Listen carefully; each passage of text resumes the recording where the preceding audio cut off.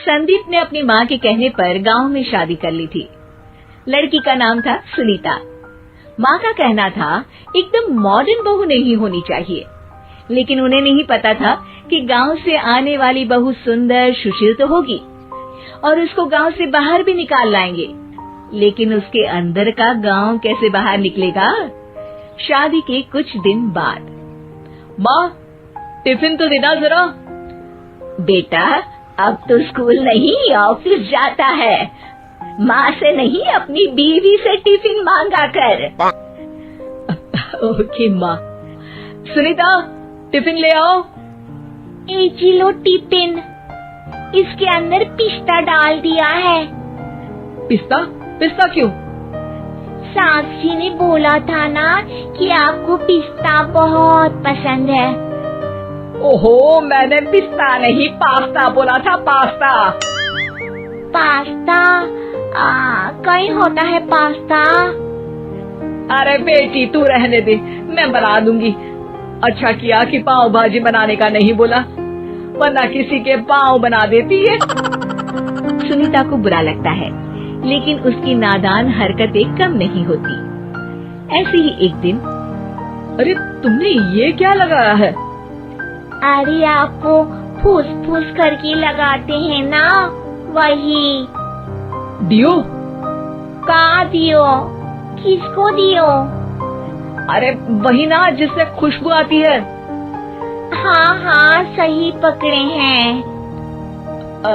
अच्छा लेकर तो आना। कौन सा डियो लगाया तुमने? अभी लेकर आते हैं जी।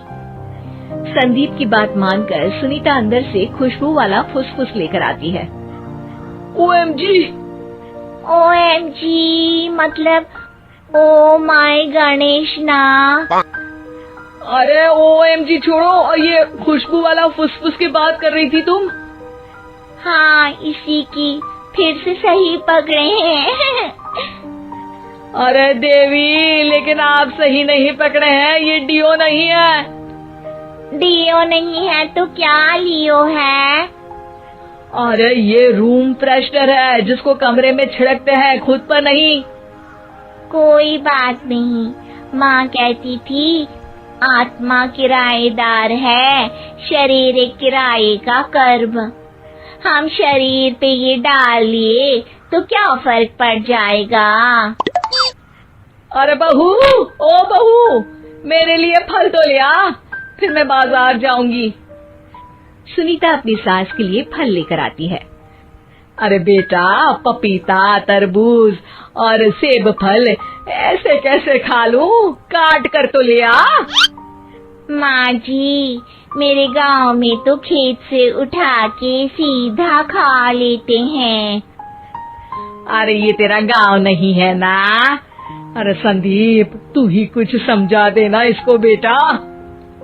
मैं कैसे समझाऊं माँ, ये तो माइक्रोवेव को भी भट्टी बोलती है। कल मैंने बोला हाय कैसी हो, तो बोलती है किसी को हाय नहीं लगानी चाहिए। अरे सुनीता, तेरा क्या होगा? अभी तो कैसे बताऊं माँ जी, अभी हम कुछ करेंगे फिर पता चलेगा क्या होगा, लड़का या लड़की। हे भगवान, कहाँ से आ गई है? रामपुर से जी, आप ही तो लेकर आए थे मुझे। अरे मुझे माफ कर दो। पहले कोई गलती तो करिए जी, आपकी तो सारी गलती माफ कर देंगे हम। हाँ अरे बहू, मेरी बात सुन। फल यानी कि फ्रूट जब भी लाए ना तो काट कर लाना, ठीक है?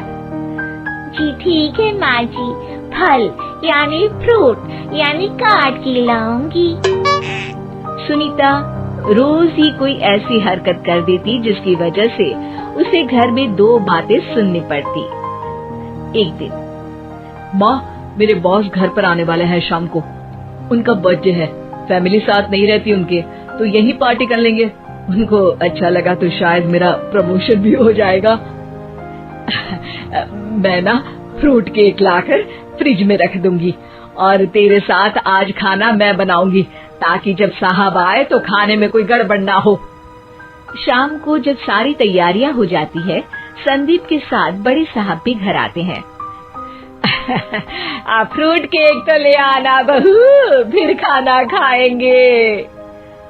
अरे इस सब की क्या जरूरत थी, आपने बुलाया वही काफी है।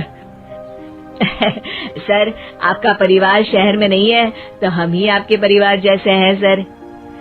इतने में ही सुनीता फ्रूट केक लेकर आती है और बड़े साहब की टेबल पर रख देती है, और जैसे ही केक के ऊपर का बॉक्स हटाती है, ओह, ये क्या है?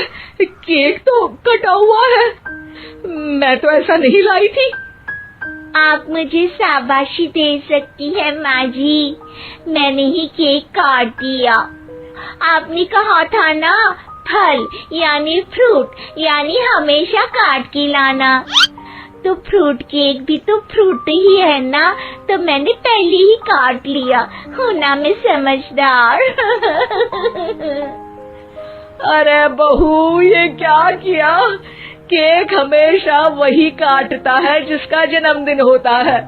तुझे एक बात भी समझ नहीं आती, एक नंबर की बेवकूफ है। पूरा माहौल बिगड़ चुका था। संदीप को लगने लगा था कि साहब उसे प्रमोशन तो दूर की बात है, कहीं डिमोशन ना दे दे, लेकिन साहब बीच में ही बोल पड़ते हैं। अरे कोई बात नहीं, ये इनकी बेवकूफी नहीं है, इनका भोलापन है। बेटा आप कहाँ से हो? रामपुर गांव से। अरे वाह, गांव से? फिर तो आपके गांव में ताजे फल और सब्जियां मिलते होंगे। हाँ, सही पकड़े हैं। हम तो काटते भी नहीं, सीधा खा लेते हैं। मैं ना एक बार तुम्हारे गांव घूमने जरूर चलूंगा। क्यों संदीप, ले चलोगे ना? मुझे गांव घूमना बहुत पसंद है। बस फिर क्या था, संदीप और सास दोनों खुश हो गए, क्योंकि साहब को सुनीता ने गांव की बात करके खुश कर दिया था। अब संदीप का प्रमोशन पक्का था। शिक्षा, कभी भी किसी भी गलती पर घबराना नहीं चाहिए।